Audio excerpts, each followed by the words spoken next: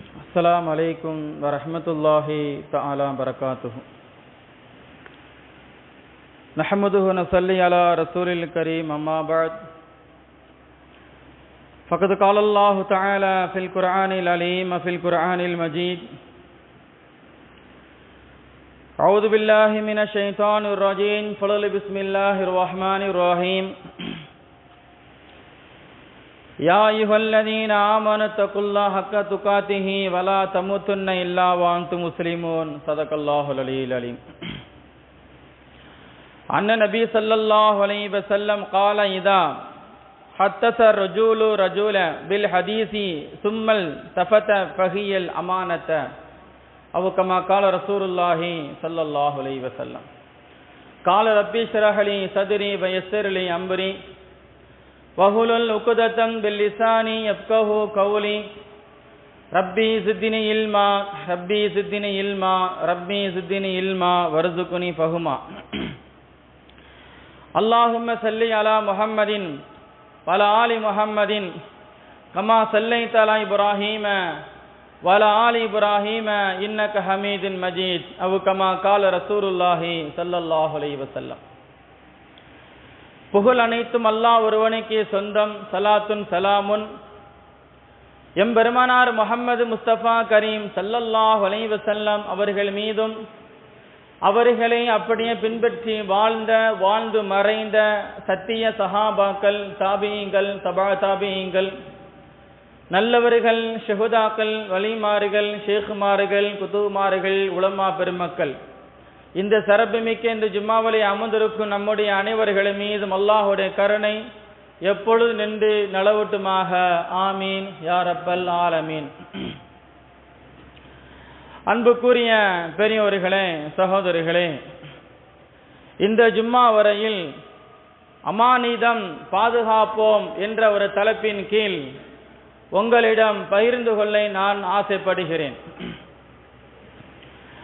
அன்புக்குரிய பெரியோர்களே, சகோதரிகளே, அல்லாஹ் சுப்ஹானஹு வ தஆலா வானத்தையும் படைத்து பூமியும் படைத்து எல்லா வஸ்துக்களையும் மனிதர்களையும் அல்லாஹ் படைத்து விட்டு அல்லாஹ் சுப்ஹானஹு வ தஆலா முதலிலே வானத்தை பார்த்து கேட்டான், வானமே, நான் உன்னிடம் ஒரு பொறுப்பை ஒன்று சாட்டுகிறேன், அந்த பொறுப்பை நீ சரியாக முறையிலே பாதுகாத்து கொள்வாயா என்று வானத்தை பார்த்து அல்லாஹ் கேட்கும் போது வானம் சொன்னதா, என்னையால் அதை பாதுகாக்க முடியாது.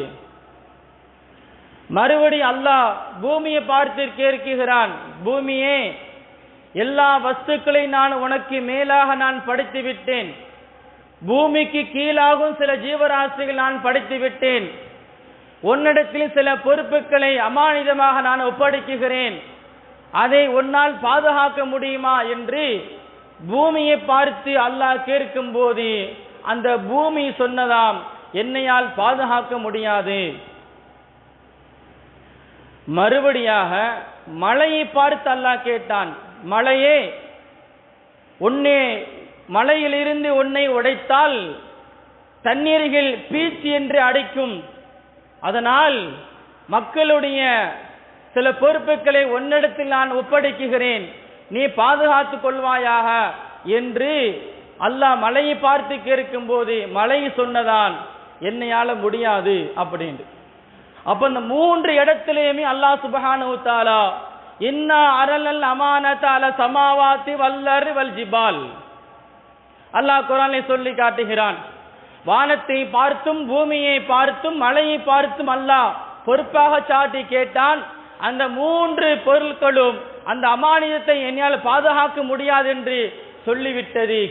கடைசியாக ஆதம் அலைஹிஸ்ஸலாம் அவர்களிடத்தில் அல்லாஹ் கேட்டான், ஆதமே, இந்த பூமியில் உள்ள அனைத்து வஸ்துக்களையும், இந்த பூமியில் உள்ள அனைத்து பொருட்களையும், உங்களுக்கு பின்னாடி வரக்கூடிய சந்ததிகளையும், கடைசியாக வரக்கூடிய தூதர் முஹம்மது ரசூலுல்லாஹ் ஸல்லல்லாஹு அலைஹி வஸல்லம் அவங்களுக்கு பின்னாடி வரக்கூடிய சிறப்புமிக்க உம்மத்தையும் நான் உங்களிடத்திலே அமானிதமாக நான் ஒப்படைக்குகிறேன், அதை உங்களால் பாதுகாக்க முடியுமா என்று அல்லாஹ் சுப்ஹானஹு வ தஆலா ஆதம் அலைஹிஸ்ஸலாம் அவர்களை கேட்க, ஆதம் அலைஹிஸ்ஸலாம் அவர்கள் மறுபடி கேட்டாங்க, யா அல்லாஹ், அதையெல்லாம் பாதுகாத்தால் எல்லா வஸ்துக்களையும் எல்லா பொருட்களையும் கடைசியா வரக்கூடிய தூதருடைய உம்மத்து பொருள் எல்லாத்தையும் நான் பாதுகாத்தால் எனக்கு என்ன கிடைக்கும் என்று ஆதம் அலைஹிஸ்ஸலாம் அவர்கள் கேட்கும்போது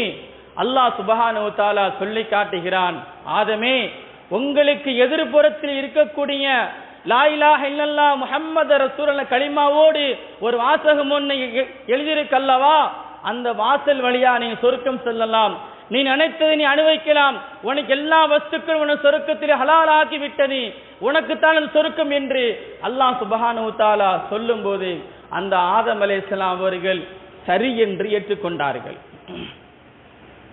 சரி என்று ஏற்றுக்கொண்டு ஆதம் அலைஹிஸ்ஸலாம் அவர்களை அல்லாஹ் சுப்ஹானஹு வ தஆலா சொர்க்கத்துக்குள்ள உள்ள அனுப்பி வைக்கிறான், போங்க சொர்க்கத்தில் நீங்க சந்தோஷமா இருங்க அப்படின்னு. பொதுவாகவே மனிதர்களுடைய நிலைமை என்ன தெரியுமா, யாராவது ஒரு பொருளை கொண்டாந்து கொடுக்கும் போது நீங்கள் பாதுகாத்துக்கொள்ளுங்க சொல்லும் போது அதை பாதுகாப்பும் வச்சிருப்போம். ஷைத்தான் இருக்கான, அந்த ஷைத்தான் சாதாரணமான ஷைத்தான் இல்லை. அல்லாஹ் சிம்மாசனத்தில் வைத்து அழகு பார்த்தவன், எல்லா மலக்குமார்களுக்கும் ஆசிரியராக இருந்தவன் ஷைத்தான்.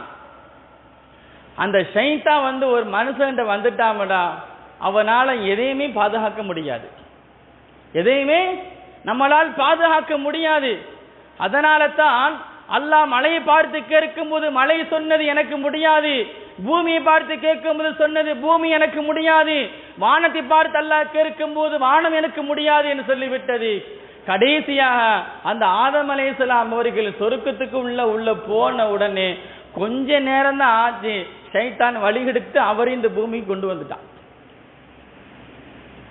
அப்போ ரசூலுல்லாஹி ஸல்லல்லாஹு அலைஹி வஸல்லம் அவங்க சொல்லுவாங்க, உங்கள் மீது என்னென்ன பொறுப்புகள் சாட்டப்பட்டு இருக்கிறதோ, ஒரு வார்த்தையாக இருக்கட்டும் அல்லது ஒரு பொருளாக இருக்கட்டும், ஏதாவது வஸ்துக்கள் ஏதோ ஒன்று இருக்கட்டும், அந்த பொறுப்பை நீங்க சரியாக பேணி அமானிதமாக யாரு பாதுகாத்தார்களோ, நாளைக்கு மறுமையில் என்னோட 2 வரல் எப்படி இருக்கிறதோ அதே மாதிரி சொர்க்கத்தில் இருப்பார் என்று ரசூலுல்லாஹி ஸல்லல்லாஹு அலைஹி வஸல்லம் அவர்கள் சொல்லி காட்டுகிறார்கள். அன்புக்குரியவர்களே, இந்த உலகத்தில் படைக்கப்பட்ட இந்த உலகம் என்பது ஒரு அமானிதம். இந்த உலகம் என்பது ஒரு அமானிதம். மழை நீர் என்பது ஒரு அமானிதம். நான் சாப்பிடுற உணவு என்பது அமானிதம். நாம் உடுத்துகின்ற ஆடை ஒரு அமானிதம். நம்மளுக்கு வழங்கப்பட்ட பெற்றோர்கள் அமானிதம். உங்களுக்கு வழங்கப்பட்ட கண் குளிர்ச்சியாக வழங்கப்பட்ட குழந்தை செல்வங்கள் அமானிதம். உங்களுடைய வாழ்க்கைக்கு துணையாக இருப்பது உங்களுடைய மனைவி அமானிதம்.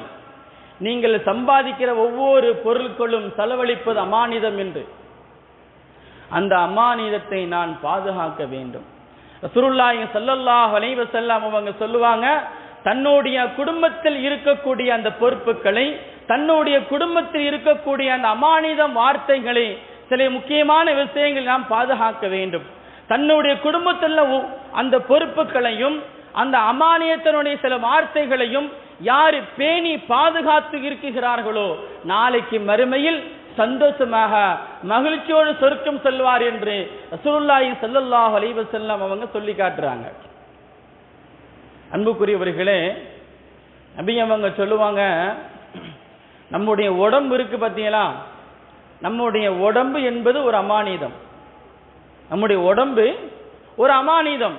அந்த உடம்பிலே சில உறுப்புகள் அமானிதம். ரசூலுல்லாஹ் சொல்றாங்க, உங்களுக்கு 3 உறுப்புகள் மறைமுகமாக இருக்கிறது.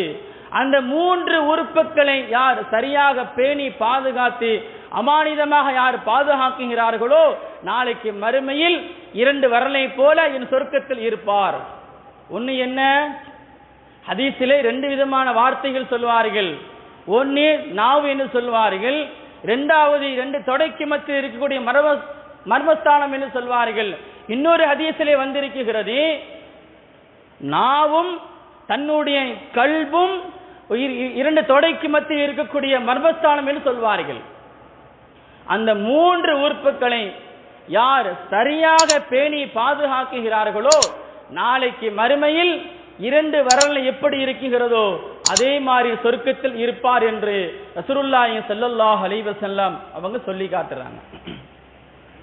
உமர் இப்னு கத்தாப் ரலியல்லாஹு தஆலா அன்ஹு அவர்கள் அபூபக்கர் சித்திக் ரலியல்லாஹு தஆலா அன்ஹு ஆட்சியிலே அமர வைக்கிறார்கள்.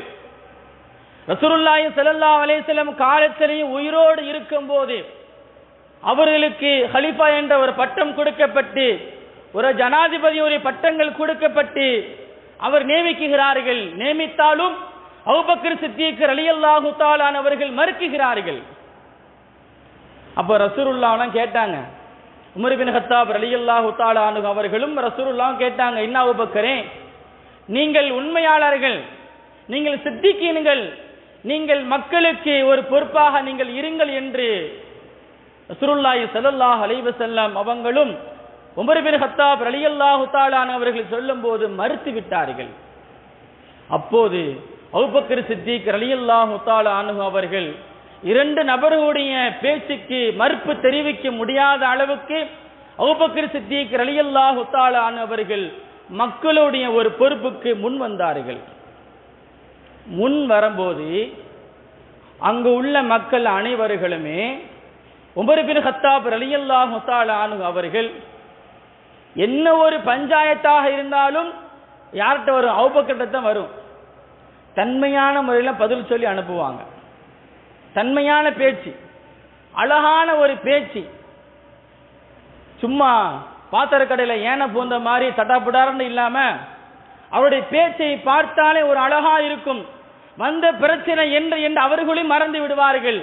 அந்த அளவுக்கு தன்மையான பேச்சிலையும் அபூபக்கர் சித்திக் ரலியல்லாஹு தஆலா அவர்கள் தன்னுடைய சிம்மாசனத்திலே அமர்ந்து கொண்டிருக்கிறார்கள்.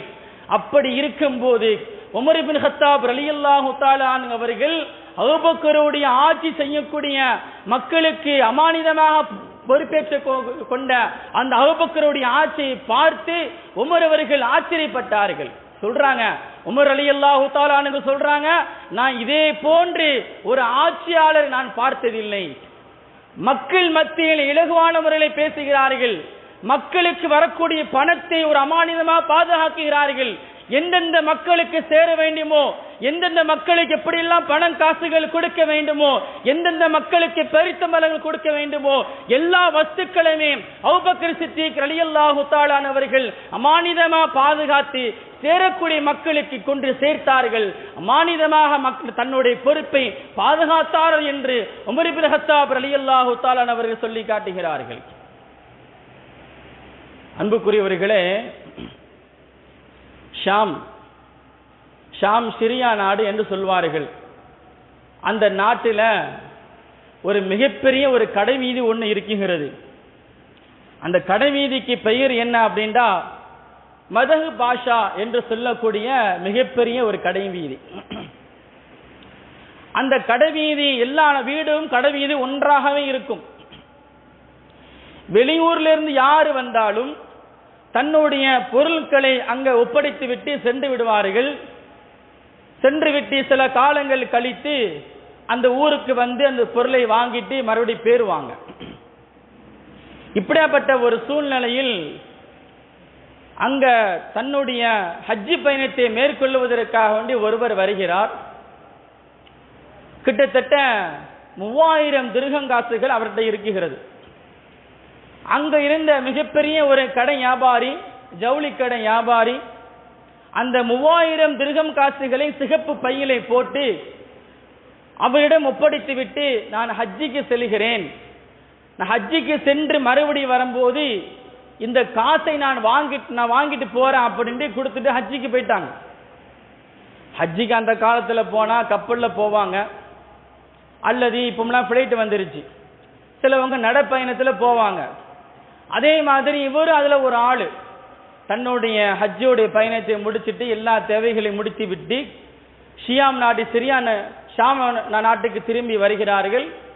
வந்து அங்க இருந்த ஒரு கடையில போய் உட்கார்ந்து நான் கொடுத்த 300 திர்ஹம் காசுகளை எனக்கு தாங்க அப்படிங்காரு.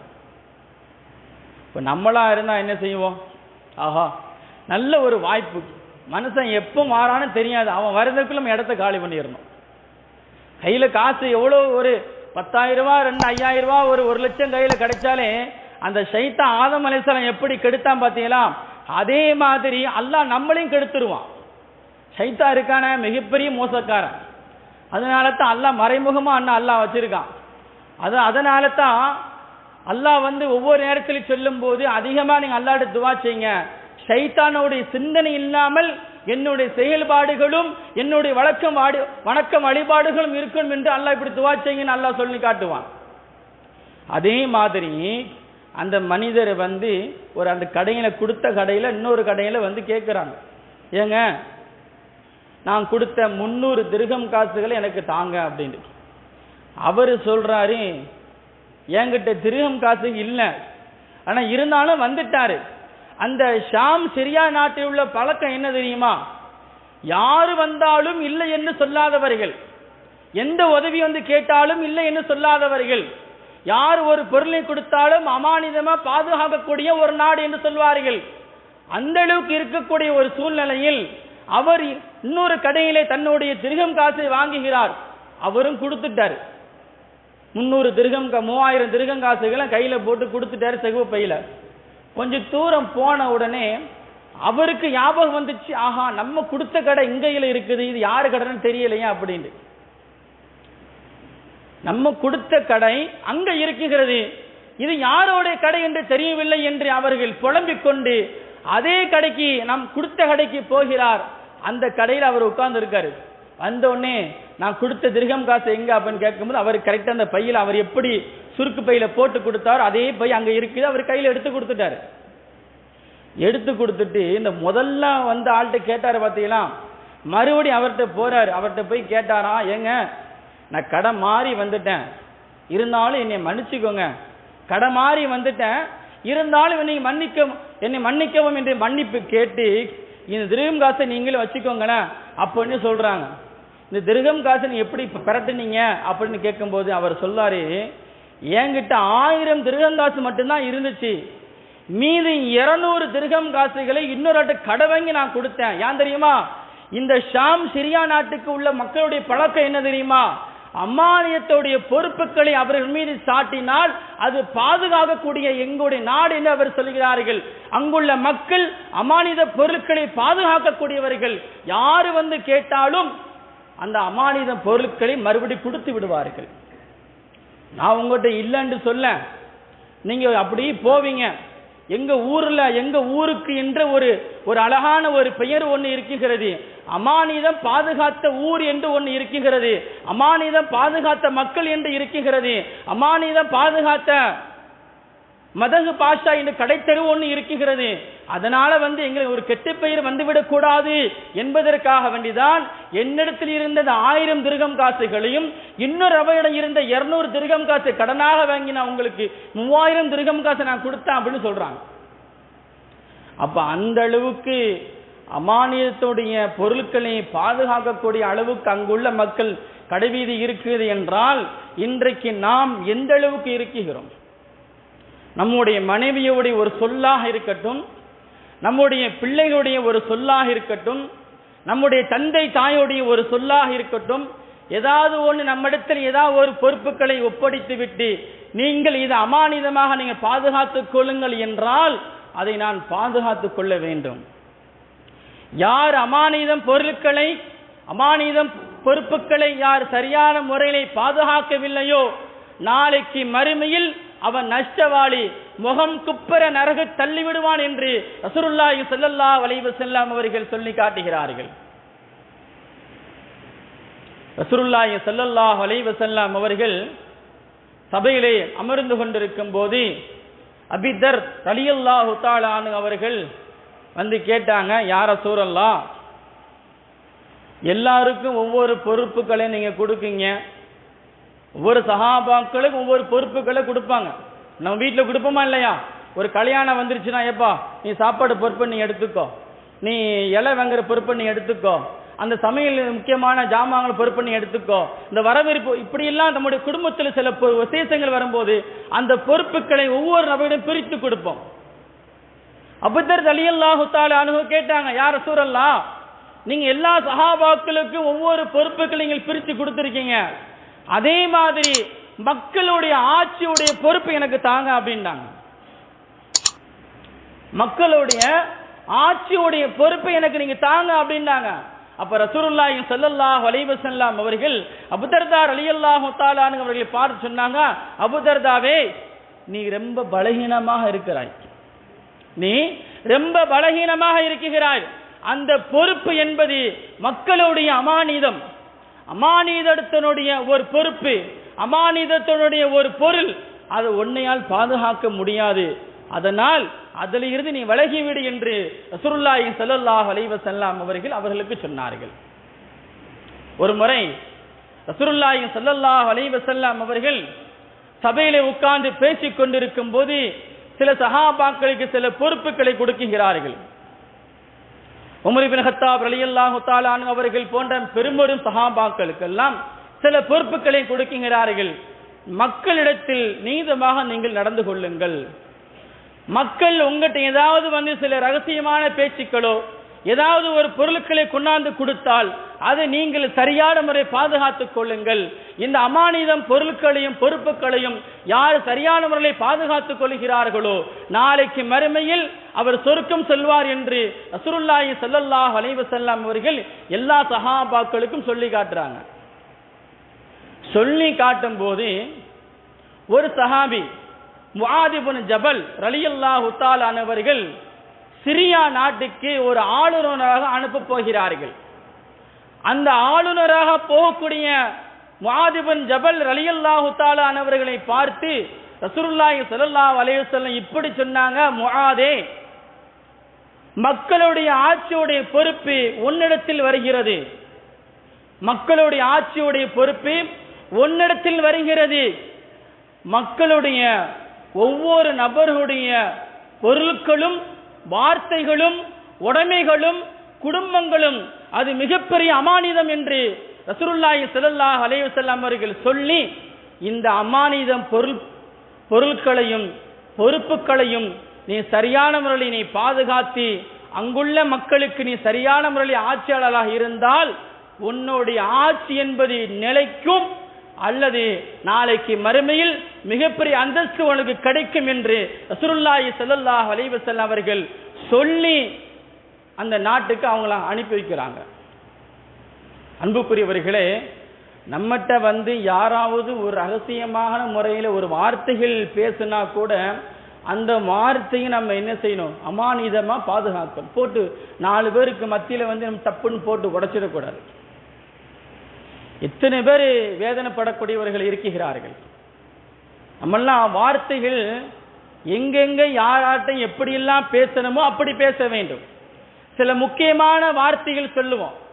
குடும்பத்துடைய வார்த்தையாக இருக்கலாம், நம்முடைய மனைவி சார்ந்த வார்த்தையாக இருக்கலாம், நம்முடைய பெற்றோர்கள் சார்ந்த வார்த்தையாக இருக்கலாம், தன்னுடைய குடும்பத்துடைய வார்த்தையாக இருக்கலாம், தன்னுடைய சகோதரனுடைய வார்த்தையாக, இப்படியெல்லாம் வார்த்தைகள் வரும்போது அந்த பேச்சை நாம் கேட்கும் போது பிறரிடத்தில் நாம் சொல்லாமல் அதை பாதுகாக்க வேண்டும்.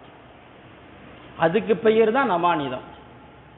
நம்ம சொல்லிட்டாரே அவர் போனதுக்கு அப்புறம் இங்க எல்லாத்தையும் போட்டு உடைச்சிட்டான் அப்படின்னா அது அமானிதம் அல்ல. ரசூலுல்லாஹி ஸல்லல்லாஹு அலைஹி வஸல்லம் சொல்றாங்க, யார் அமானிதம் பொறுப்புகளையும் பொருட்களையும் யார் சரியான முறையில் பாதுகாத்துக் கொள்கிறார்களோ அல்லாஹ் அவரிடம் இருக்கிறான். அந்த அமானிதம் பொருட்களையும் பொறுப்புகளையும் யார் சரியான முறையில் சரியாக முறையில் செய்யவில்லையோ அவரை விட்டு அல்லாஹ் தூரமாகி விட்டான் என்று ரசூலுல்லாஹி ஸல்லல்லாஹு அலைஹி வஸல்லம் அவர்கள் சொல்லி காட்டுகிறார்கள். அதனால தான் அல்லாஹ் ரசூலுல்லாஹி ஸல்லல்லாஹு அலைஹி வஸல்லம் அவங்க சொல்லுவாங்க, கால இதா ஹத்தத ரஜுலு ரஜுல பில் ஹதீஸி சும்ம தஃபத ஃபஹியல் அமானத. ஒரு மனிதர் தன்னுடைய சகோதரனுடைய விஷயத்தில் கூறிவிட்டு அவன் திரும்பி விட்டால் அந்த அமானிதம் வார்த்தையை யார் பாதுகாக்கிறார்களோ அவர் சொர்க்கவாதி என்று ரசூலுல்லாஹி ஸல்லல்லாஹு அலைஹி வஸல்லம் அவர்கள் சொல்லி காட்டுகிறார்கள். அன்புக்குரியவர்களே, அமானிதம் பொருட்களை பாதுகாக்கக்கூடிய விஷயத்தில் நாம் அதிகமாக கையாள வேண்டும். ஒரு உண்மையான முஸ்லிம் அடையாளம் என்ன தெரியுமா? தன்னுடைய சகோதரனுடைய ரகசியத்தை பாதுகாக்க வேண்டும். தன்னுடைய சகோதரனுடைய ரகசியத்தை பாதுகாக்க வேண்டும்.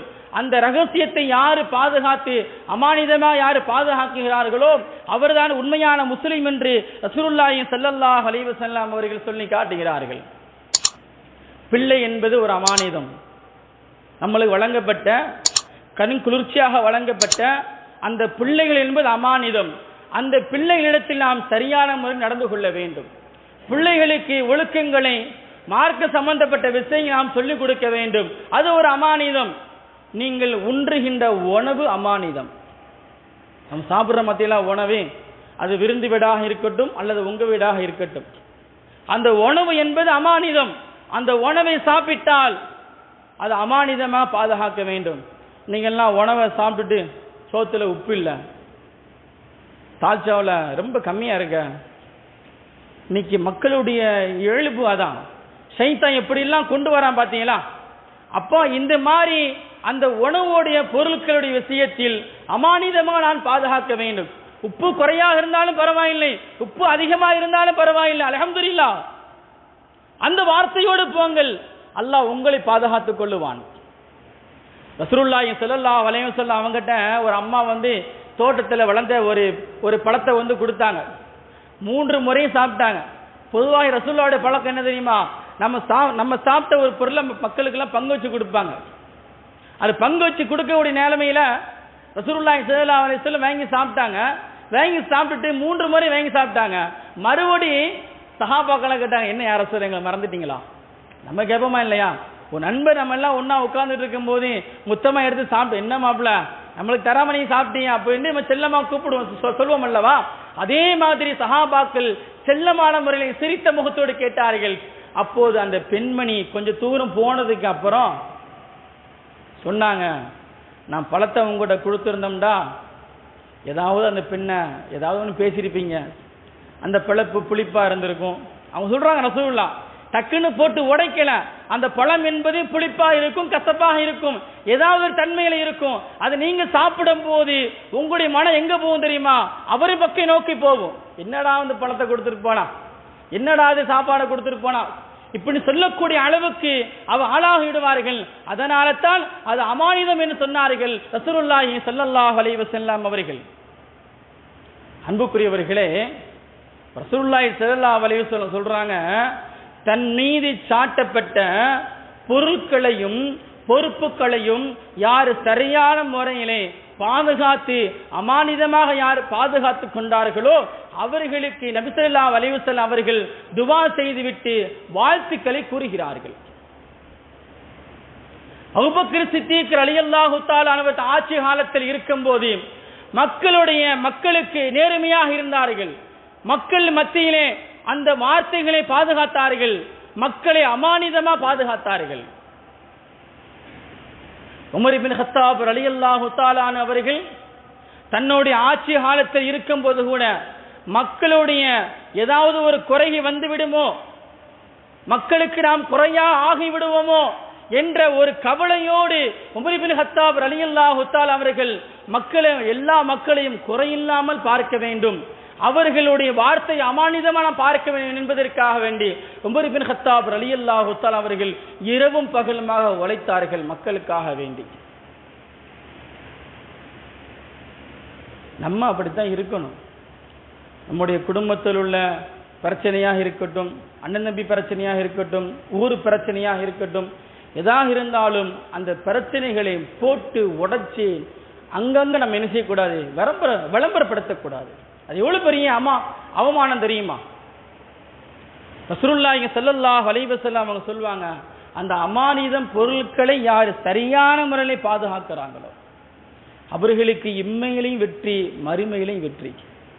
அபூ மூஸா ரலியல்லாஹு தஆலா அன்ஹு அவர்களும் அவருடைய சகோதரரும் 2 நபர்களும் ரசூலுல்லாஹி ஸல்லல்லாஹு அலைஹி வஸல்லம் அவங்ககிட்ட யா ரசூலல்லாஹ் எங்களுக்கு ஏதாவது ஒரு பொறுப்பு ஒன்று கொடுங்களேன், ஏதாவது ஒரு ஆட்சி அதிகாரம் கொடுங்களேன் என்று அந்த 2 சஹாபாக்கள் கேட்கும் போது ரசூலுல்லாஹி ஸல்லல்லாஹு அலைஹி வஸல்லம் அவர்கள் அபூ மூஸா ரலியல்லாஹு தஆலா அன்ஹு அவர்களையும் அவருடைய சகோதரியையும் பார்த்து தோல்ல கையை போட்டு சொன்னாங்க, 2 பேரும் ஆசைப்படாதீங்க, அது மக்களுடைய அமானிதம், அது மக்களுடைய அமானிதம்.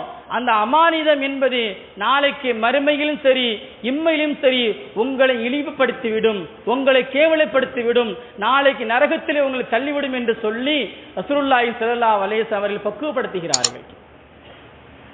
அன்புக்குரியவர்களே, அப்போ நாம் எல்லா விஷயத்தையும் நாம் அமானிதமாக பாதுகாக்க வேண்டும். நம்மளுக்கு வழங்கப்பட்ட தொழுகை என்பது அமானிதம், நம்மில் கடமையாக்கப்பட்ட ஒரு பொறுப்பு. தொழுகை முடிந்து விட்டால் வீட்டுக்கு விரைந்து செல்லுங்க என்று அல்லாஹ் சொல்லி காட்டுகிறான். நம்மீது கடமையாக்கப்பட்டவருக்கு கடமைதான், இருந்தாலும் அது அமானிதம் என்று நபி அவர்கள் சொல்லி காட்டுறாங்க. தொழுகைக்கு வரோம், தொழுகிறோம், துவா செய்கிறோம், எல்லாமே செய்கிறோம், குர்ஆன் ஓதுறோம், ஓதி முடிச்சு நம்ம என்ன செய்கிறோம்? சுக்கா அடி உட்கார்ந்து ஒரு கூட்டம் போட்டு பேசுவோம். நிலைமை அப்படி தப்ப அமானியத்தை நம்ம வீணடித்து விட்டோம். அதனால தான் ரசூலுல்லாஹி ஸல்லல்லாஹு அலைஹி சொல்லுவாங்க, ஒரு தொழுகை என்பது கூட உங்களுக்கு அமானிதமாக வழங்கப்பட்டு இருக்கிறது, நோன்பு என்பது கூட உங்களுக்கு அமானிதமாக வழங்கப்பட்டு இருக்கிறது, ஜகாத் என்பது கூட உங்களுக்கு அமானிதமாக வழங்கப்பட்டு இருக்கிறது. இந்த உலகத்தில் படைக்கப்பட்ட அனைத்து வஸ்துக்களும் எல்லாமே உங்களுக்கு அமானிதம் என்று சொன்னார்கள் ரசூலுல்லாஹி ஸல்லல்லாஹு அலைஹி வஸல்லம் அவர்கள்.